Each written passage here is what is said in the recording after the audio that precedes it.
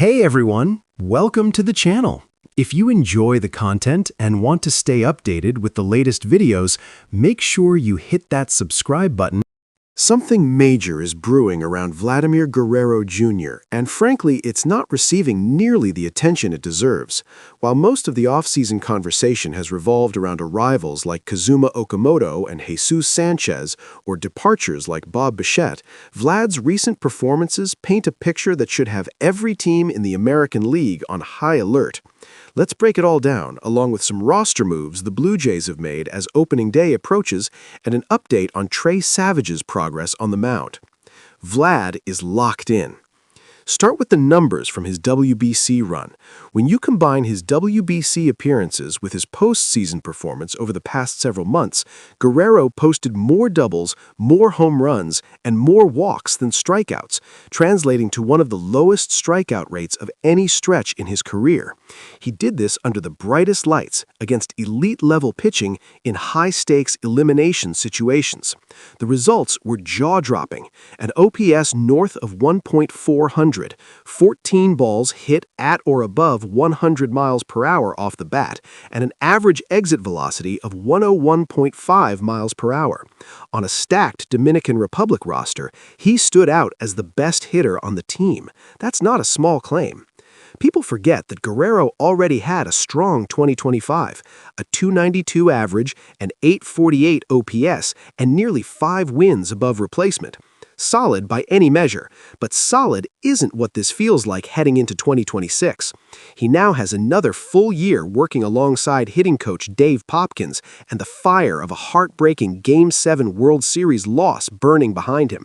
A motivated, refocused Vlad with elite bat-to-ball skills and elite power. That combination is terrifying for opposing pitchers.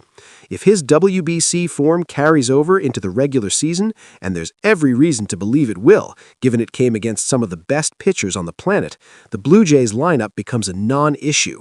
This team goes as far as Guerrero takes them, and right now, he looks ready to take them very far. Roster housekeeping. On the roster side, the Jays have made another wave of cuts as they trim down ahead of opening day.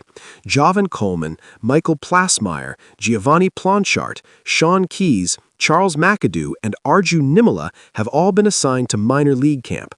Sean Keys is probably the most notable name here. He had a strong camp and made a real push for a roster spot, but ultimately came up short.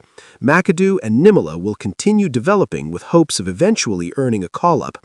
Meanwhile, Jonathan Kloss, who appeared with the big league club multiple times last year, has been placed at AAA and will serve as organizational depth to begin the season.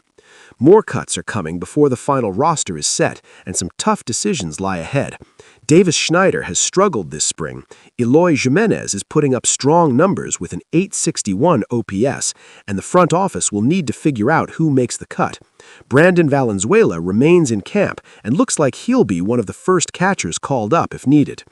Varsho and Spring standouts.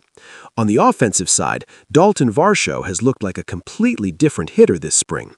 He crushed a 96.5-mile-per-hour fastball for a 2-run double with an exit velocity of nearly 108 miles per hour.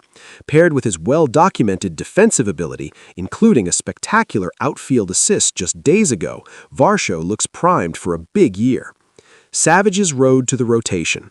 Trey Savage threw 35 pitches across 2 innings in a minor league game, and his stated goal for his next outing is 3 innings. The coaching staff will determine the setting, but it's clear the organization is being deliberate about managing his workload. His immediate focus is getting ahead of hitters early in counts, a crucial adjustment for his long-term success. With opening day roughly 10 days away, here's how the rotation is shaping up.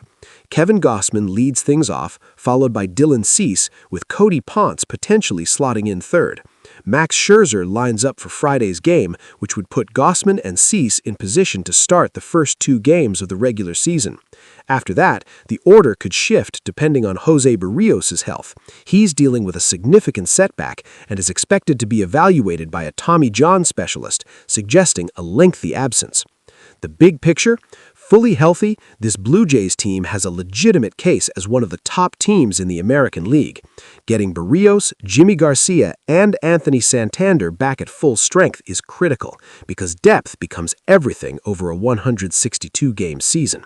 For now, though, the signs are encouraging, and with Guerrero looking like the best version of himself, the Jays have every reason for optimism heading into 2026.